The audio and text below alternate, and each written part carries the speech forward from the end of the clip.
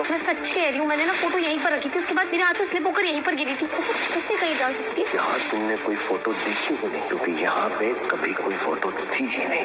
अगर तुम्हारे सारे शक खत्म हो गए तो चले। झीले सर वो फोटो क्यों छुपाना चाहते हैं? क्या राज है? कौन है ये राजनंदिनी? अगर मैंने झूठ की बुनियाद पर अपनी आने वाली जिंदगी खड़ी की, उठाई जाएगी। आने वाले नए साल की शुरुआत से पहले मैं उनको सब कुछ बता दूं। मेरी जिंदगी का हर एक सच खुद उसके सामने ला कर रखूंगा।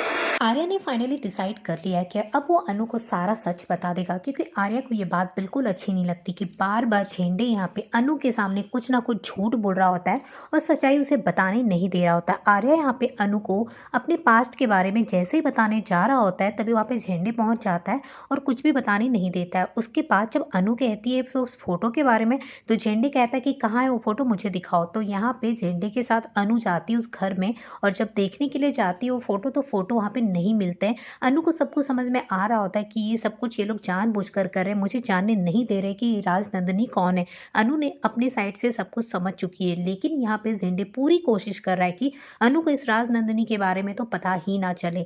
लेकिन आर्या को इस बात का बहुत बुरा लग रहा है कि ये राजनंदिनी के बारे में जानना चाहती है और बार बार हम लोग झूठ बोल रहे हैं। तो आर्या को लगता है कि अगर झूठ की बुनियाद में कोई रिश्ता खड़ा होगा तो बिल्कुल सही नहीं होगा और वो अपनी माँ से ये बातें डिस्कस करता है। तभी उसकी माँ भी वही बात कहती है कि ठीक है, तुम उसे राजनंदिनी के बारे में सब कुछ बता दो, क्योंकि झूठ से बुना गया रिश्ता कभी भी नहीं चलता है। और यहाँ पे आर्या को भी ये बिल्कुल भी अच्छा नहीं लगता है कि वो बार बार अनु से झूठ बोल रहा है। तो यहाँ पे आप बहुत जल्द देखेंगे कि आर्या खुद अनु को सारी सच्चाई बताता हुआ दिखाई देगा और जब सारी सच्चाई उसे बताएगा तो पहले अनु को बुरा लगेगा, क्योंकि यहाँ पे आर्या की पत्नी के बारे में उसे पता चलता है, लेकिन बाद में जब पूरी सच्चाई पता चलती है तो फिर अनु यहाँ पे उस बात को एक्सेप्ट कर लेगी और आर्या को भी एक्सेप्ट कर लेती है। आर्या बहुत ज़्यादा खुश होता है कि फाइनली अनु ने मुझे एक्सेप्ट कर लिया मेरी सारी सच्चाई के साथ।